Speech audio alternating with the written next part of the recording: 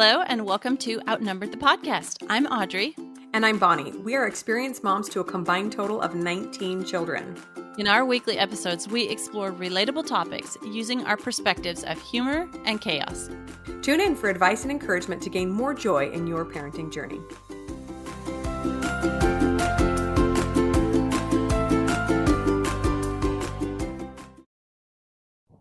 Hello, friends. Welcome back to the show. We love talking with you each and every week. It's seriously our highlight of the week. Would you say that's true, Audrey? Yes. Yeah, Highlight of the week. Getting to for chat sure. with you guys. Yeah, and we hope listening is a highlight for you too, because that's what we're making it for. Today, we're talking about learning about both strengths and weaknesses in regards to our mothering styles. So we love the Enneagram personality test. We love learning about ourselves and about our children. We've talked about this before, and we'll refer to another episode that can give you more information. But today, we're talking specifically about how these personality types affect our mothering. It's going to be super fun. Okay, but first of all, you guys, we got a new review and we're going to read it here on air. This one is from Molly Kramer. Says, so helpful and relatable. As a mom of 5, I love the content of this podcast. It feels like getting encouragement from an older and wiser mama who's been there and done that. Thanks, ladies. Oh, you are so welcome, Molly. And thank you for leaving a review. We love every single review we get because, well, we like it when you say nice things about us. That's true. But it helps us reach other moms who are out there and looking for the same kind of content you are getting. So we really, really appreciate it. Thank you so much. Yes, thank you so much. So sweet. Okay, so let's dive in. Like I said, we're going to base this episode on the 9 different Enneagram types. I'm saying that right. I always mess that word up, right, Audrey? I don't know. You got it. You got Okay. it. We're definitely not personality type pros, but we find this fascinating. And when you read through the types, in fact, as I was creating our notes for today, I was like, oh, that's my so-and-so friend. Oh, that's my sister. Oh, that's, people's personalities pop up at you. And none of us is cut and dry. None of us is strictly one type or the other. We're very often a blend. But as we learn more about ourselves and our children, we're better able to step into that role of mother, and then also sister, friend, etc., because we know what our strengths and our weaknesses are. We're going to go through these personality type by personality type. We are also linking in the show notes our old episode that we mentioned, episode 138, where we talked to Ashley Schubert, who is an Enneagram expert. So you can get a little bit more insight into these personality types if this kind of whets your curiosity. And then we are also linking to an article that kind of gave us this idea of breaking down personality types by mothering types. So that might give you some more insight. So the very first one is the perfectionist. I don't think it's first because it has to be first, but it fits, right? The perfectionist is number 1. I know that we can all, as women, we can all relate to this personality type for sure. When it comes to motherhood, especially, it's very important to us that we do right by our kids, right? We want to show up correctly. We want to mother them right. We want to love them right. And our strengths, these types of strengths can include being organized, being structured, and also having very strict values or like a high moral compass. Yes. If you remember from our episode with Ashley, I am a number 1. So I love to hear those strengths. But guess what? There's also weaknesses, and they include being too hard on yourself and your kid. Remember, she talked about you've got that negative voice inside your head always telling you that you're not good enough. Not good enough. You're not Yeah. doing it right. Mm-hmm. It's not Mm-hmm. perfect. Yeah. So the weakness is that you can just be too hard on yourself or your kids. You cannot not allowing them to be themselves when it doesn't fit in with what we think is like the perfect thing they should be. So it's kind of it's kind of a hard thing to overcome because you've got this vision and it's perfect and you know exactly what would be right. Why don't these humans just fit right in where they're supposed to, right? Yes. So the suggestion for us ones is find things to make you laugh. And more importantly than that, learn to laugh at yourself. Mm-hmm. Yeah. So, that lighten up a little bit. Okay. I can say it because it's me, right? Talking to myself, lighten up. It's okay. Learn to laugh. Use your perfectionism on things because you can't just make it go away and say, oh, I'm just not going to be a perfectionist anymore. Not going to happen. That's who you are. So use it on things like your house or your processes or your kitchen or your cooking or whatever things. And don't use it so much on people. Your spouse, bad idea. Your kids, no, don't do that. They will not appreciate that in the long run. So Use your strengths on things, not people. I love that concept because, like we're saying, like you're saying, Audrey, you can't just get rid of it.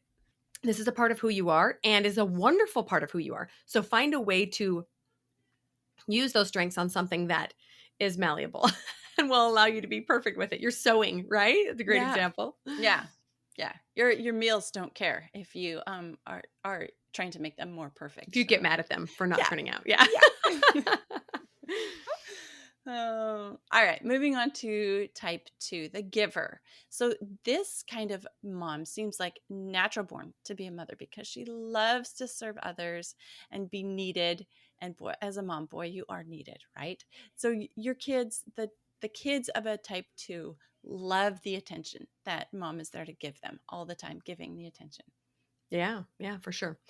But on the weaknesses side of things, this can often turn into people pleasing, right? When you're trying to serve, serve, serve, and you just want to do everything for everyone else and you kind of neglect yourself. And that it can also lead to resentment when those people take advantage of your giving, right? We've all run into somebody who you go to serve and they kind of just keep taking and taking and taking and taking. So you might need to practice some boundary setting up if this is you. A suggestion for a type 2 is to make sure that you are taking time for self care.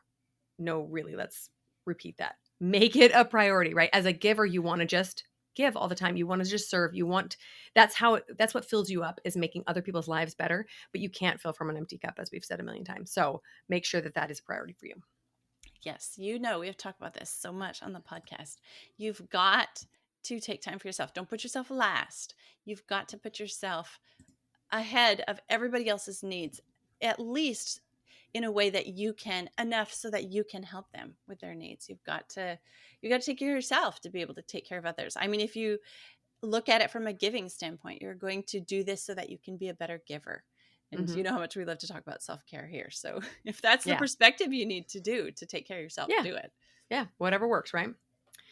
Okay, so moving on to number 3, that is the achiever. That's me. That's me. Everybody pay attention to what I'm doing. This person is the go-getter. I think Audrey, you can relate to this as well, right? The achiever always has goals, is always seeking after them. She's pretty confident and she loves helping her kids achieve as well. So sometimes she struggles with kids that are more lackadaisical or like a different personality type that's a little bit more mellow because she's like, come on, go do be. Let's just achieve stuff. And sometimes they go crazy. That's right. That's right. And another side of the weakness is that it can include neglecting family over her own ambitions, or like you were saying, transferring the pressure she puts on herself to her children or her Hmm. spouse. It's time to go. It's time to go. Let's go. Yeah. So our suggestion for this type is to cultivate spontaneity. Okay, drop the list. Do something that your kids have been wanting to do. That trip to the zoo, come on, make it happen.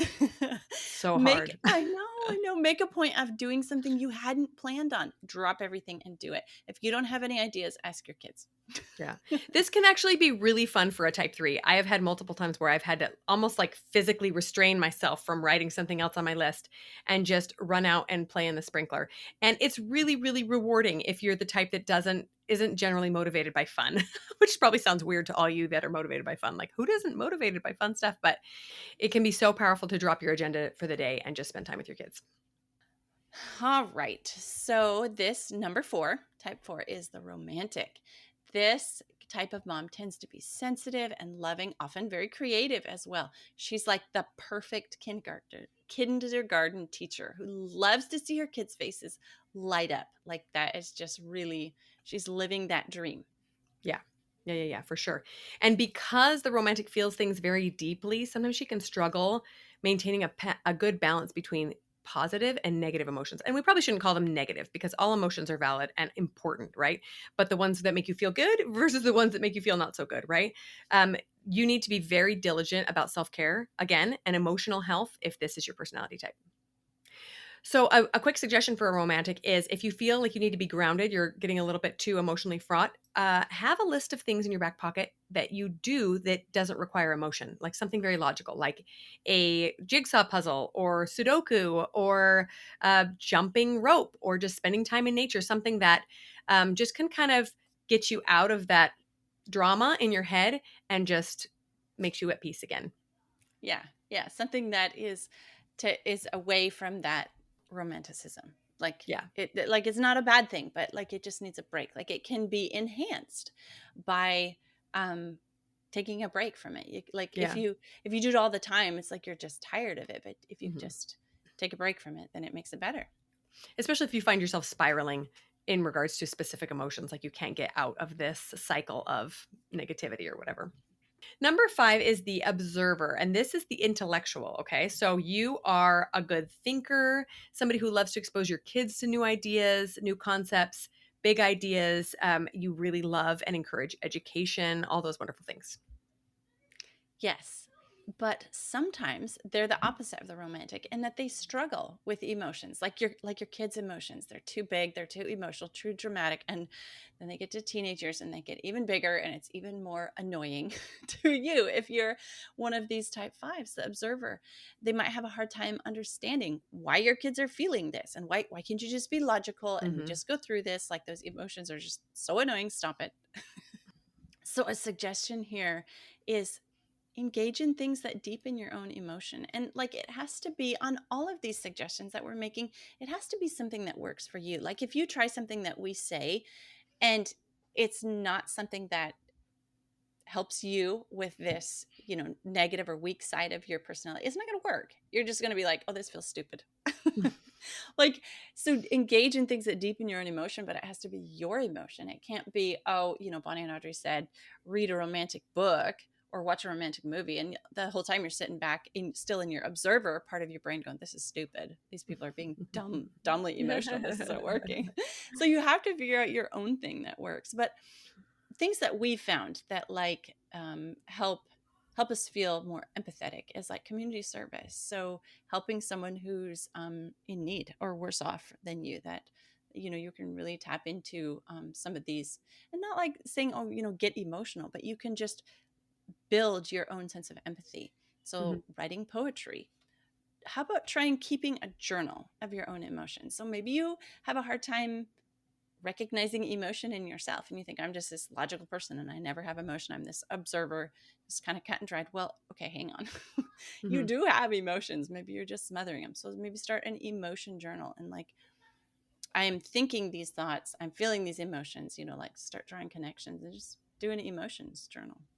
This reminds me of the fact that kind of stereotypically, the women are known as the romantic type, a little bit more on the romantic side, and the men are known more of the observer, right? A little bit less connected to their emotions. We're always trying to get them to feel something, right? Why don't you ever cry? Meanwhile, we're over here sobbing into our pillow when we watch a movie. But everyone has emotions that they need to uncover. Sometimes it's just not socially as appropriate. Like in the men situation, right? It's just not as socially as appropriate for men to show emotion like that, which is unfortunate because they have emotion they need to feel. And you might have also been raised in a household where that just wasn't as common, or maybe it was, and they always knew that you were the stoic one that was never going to shed a tear about anything. But it's just important to remember that we all have to experience life and do so by feeling feelings. Don't block them out. Make sure that you are getting in touch with them, even if it feels weird to you. Okay, now type 6, the loyalist. This type of mom works really hard just to create security and comfort for her family. She is a very reliable, feels super dedicated to her home and her family. She's very loyal. Yeah. Yeah. And you like at the outset, I'm like, oh, I want to be that kind of a mom. But when you think about it, there are some weaknesses too, including being a little bit too involved, a little bit too watchful, a little bit helicopter ish, right? When you're really, really concerned about your kid's safety.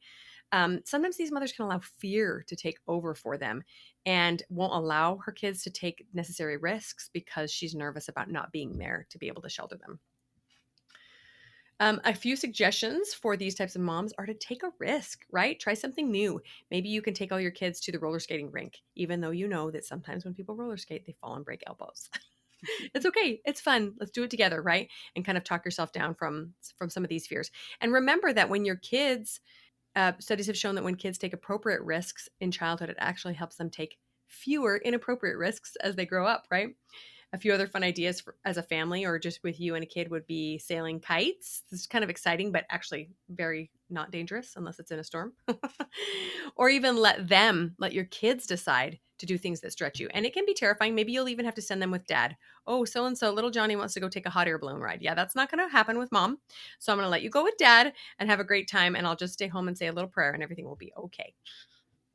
Yes, taking a risk. This is hard because I'm pretty sure the loyalist can probably, with this protector instinct, they can probably see all the bad things that could happen, like, your mom. So what if it's just a super easy risk, like playing in mud, right? Just Hmm. they're going to get dirty, there's going to be a mess. You can hose them off when they're done, but it's going to be something, like you took a risk letting them play in the mud. Yeah.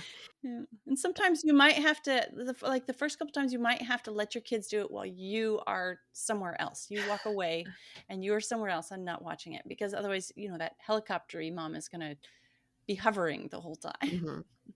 A bonus for this is if you are known in your family as the mom that doesn't take risks or doesn't allow kids to take risks, when you do spontaneous things, kind of like what we suggested for the achiever, kids go crazy. Like when I can let go of my to do list and just do something wild and spontaneous, my kids are over the moon because it's so unusual for me. So that's a really fun thing to offer your kids is like, hey guys, today we're going to go yeah, make dirt angels in the yard, something that you would never do. And then we're going to hose everybody off and it's going to be just fine. It's going to be fun. Mm. Okay, so moving on to number 7. This is the enthusiast, and this is one of the most fun personality types. She is the cheerleader and the adventure taker. She loves having fun and does take a lot of those risks that the loyalist doesn't love, right? She is totally motivated by fun, like I mentioned before, and she loves being exciting and surprising her kids. So she's the one that's going to jump out at them when they come home from school and say, "We're making mud angels today," and her loyalist neighbor is like, "Oh my gosh, are you kidding me right now?"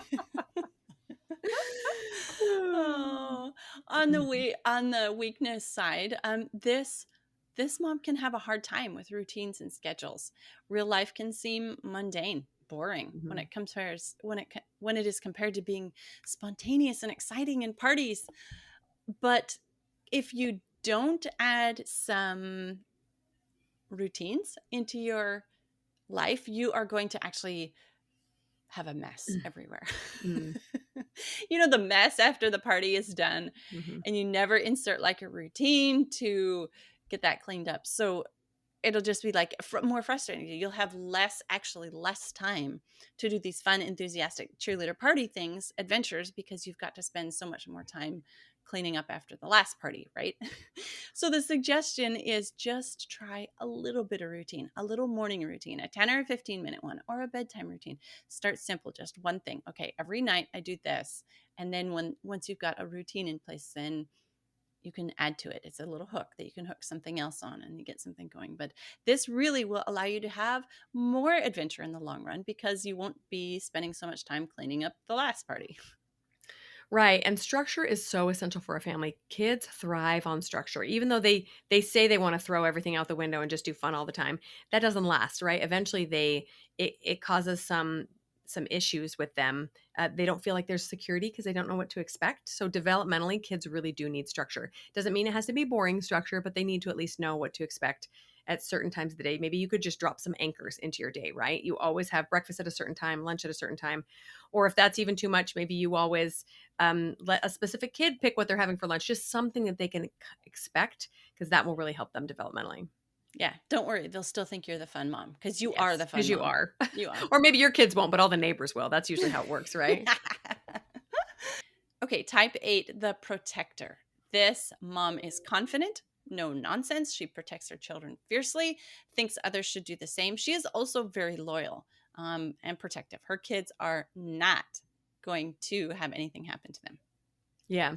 This one is similar to the Loyalist, but this one is a little bit more tiger momish, right? She also might be tempted to hover a little bit and intervene in things because she thinks she can keep her kids from all harm and danger. And she also might struggle with anger. Like I said, she's a little bit more in your face with the protection, right? Especially when faced with injustices. So if you're this kind of mom, you might hear of your kid being bullied and drive down to the school and be ready to beat somebody up. So that can be one of the weaknesses. A few suggestions for you, if this is you, is to just seek out things that bring you peace. You might struggle with some volatile emotions, especially when things aren't going well. Um, some ocean sounds to wind down in the evening or when you're confronted with a challenge, right? Nature walks, deep breathing, some yoga, things that will ground you and remind you that it's not all dire life or death. Yeah, because you have to, you cannot have control over everything. So you have to let some things go. You have to let the control of some things go. And yeah, yeah, just being able to like let go. And if you're in there like confident, you know how it's done. This is like the mom who empties the dishwasher because her kids don't do it right, right? She's got it, she can do it, she's no nonsense.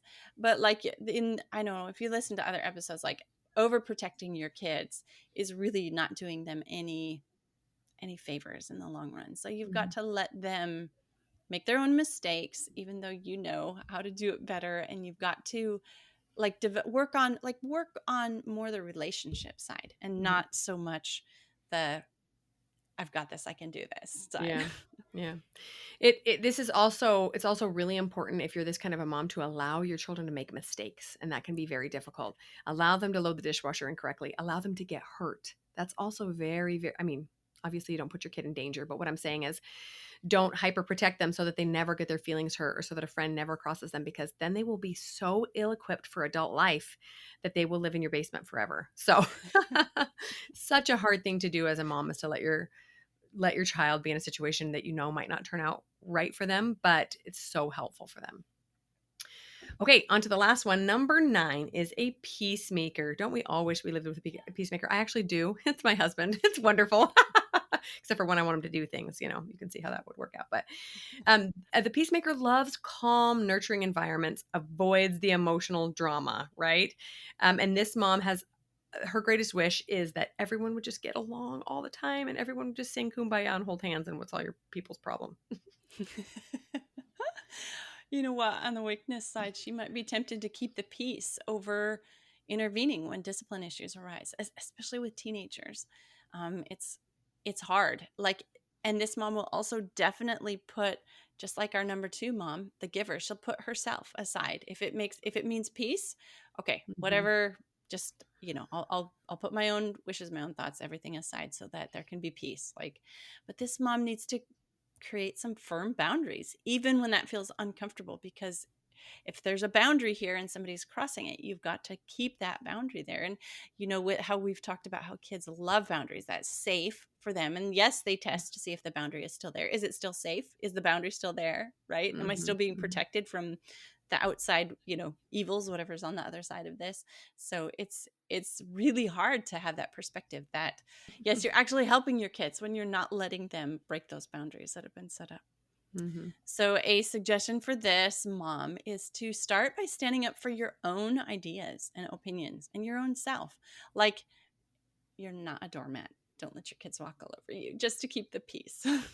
Mhm. Start out with things that you don't care about as much, like something really simple, stupid that you don't really care about, but just use it as an exercise to um, even standing up for yourself, like or drawing a boundary and keeping it. Okay, no socks on the floor, socks go in laundry baskets, right? Like, Mhm. who Mhm. really cares? Like, life isn't Yeah. going to end, the world is world peace is not going to happen or not happen based on whether socks are in a laundry basket or not. But just like make a little boundary and then start enforcing it just for practice. This is what it feels like to stand up for a boundary, for your own opinion, for your own idea.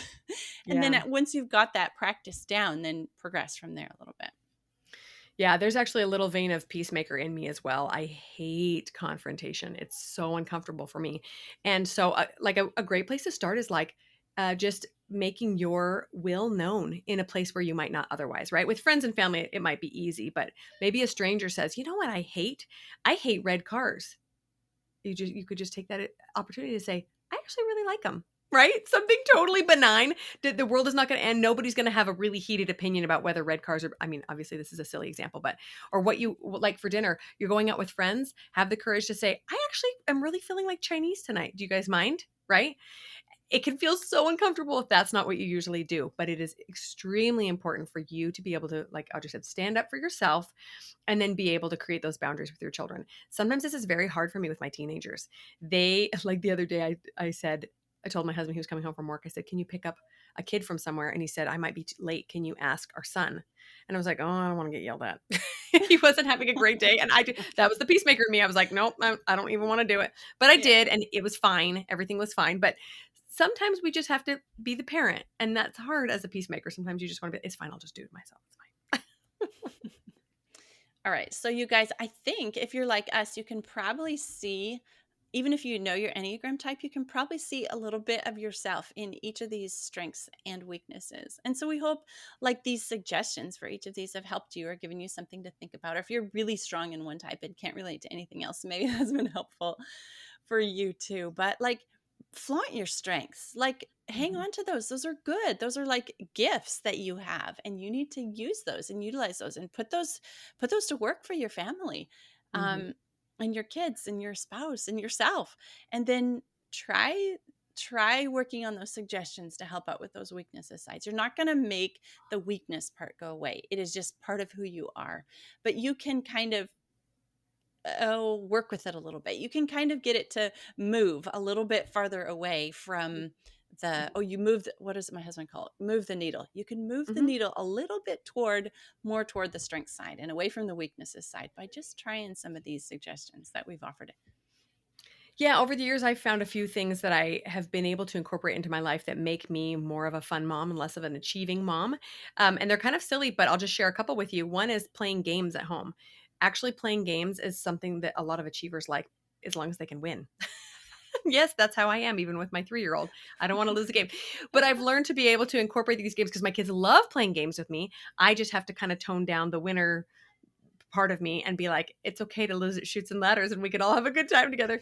And the other thing that I love is I really enjoy going to amusement parks. And I think the main reason is because there is nothing to do productive wise at an amusement park. At home, it's a little bit difficult to have fun because there's a list a mile long of all the things I want to do. And I'm sitting there playing a game looking at the wall that should have been painted last week, right? At an amusement park, your sole goal for the entire day is to just have fun and eat garbage. And it's so fun. And I can really get into that, right? So maybe you can find something like look at a personality type that maybe you'd want to emulate a little bit and think, I wish I were a fun mom, or I wish I were a peacemaker. So I'm going to take this one thing that a peacemaker would do and I'm going to incorporate that in my life and bring a little more peace or whatever strength you would like to see more of in your life and make it work with how you normally operate. So, you guys, we hope that you've enjoyed this episode. Now, listen, Bonnie and I only have 2 of these Enneagram types covered. So, if you guys have some thoughts or suggestions or ideas, either send us an email, outnumberedthepodcast@gmail.com, or we'll be talking about this on Instagram this week. So, join us in the conversation over there. All right, you guys, have a great week. We'll talk to you next week. I'm Audrey. I'm Bonnie, and we're outnumbered. Thanks for listening, friends. Click the link in the show notes to subscribe to our email and never miss another episode. Show us some love by leaving a review on iTunes or sharing the podcast with a friend. Thanks for all your support. We'll talk to you next week. I'm Aud. Hang on. What do I say? What are my You say, words? like, have a great week or something. I don't know, whatever Okay. you want. Right. But then I say I'm Audrey, right? Yeah. Okay. You don't say I'm Bonnie. That's my job. Okay. We figured that one out. I know. I just couldn't remember if there was something else. Okay. Come on, Audrey. Pull it together. Perfectionist falling down on our job here.